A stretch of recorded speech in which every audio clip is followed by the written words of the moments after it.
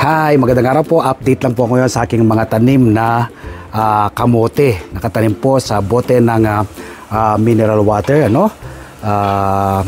Self-watering pong pamamaraan na aking pong isinabit dito sa aming likurang bahagi ng aming bahay. Ayan po, marami po yan. Nakadalawang harvest na po ako rito, ano?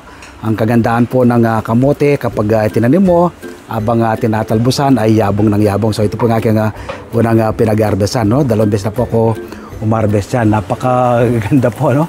Nakikita po ninyo, ayan, no? Ayan. So ito po yung brown na talbos ng kamote. Napaka-healthy po ito, no? Napaka-sarap. Kahit ilaga nyo lang po at isawsaw sa alubaybay o kaya bagoong. Nako, talaga naman, mapaparami na po yung kain, ano? Ang talbos po ng kamote ay napakadaling itanim at alagaan. Kapag po kayo pumunta sa palengke, bumuli po kayo ng talbos, ano?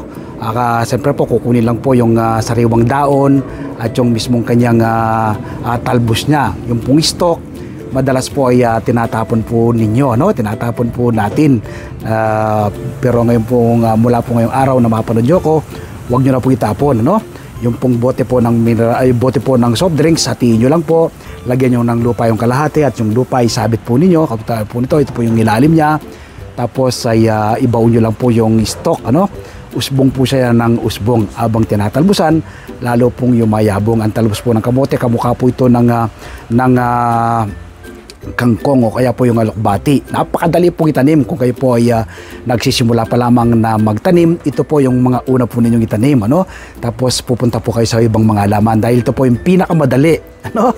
Tusok-tusok lang siya, tapos abang tatalbusan mo siya, lalo po siyang yumayabong. Nawa po ay nakapag-share ako ng panibagong kaalaman at impormasyon ngayong araw na ito kaugnay po ng pagtatanim ng kamote sa mga bote po ng soft drinks. Magtanim din po kayo, no?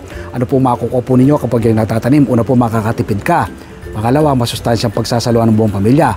At pangatlo, makakatulong ka sa pagpreserba sa ating inang kalikasan. Alos hindi po inaalagaan ng kamote.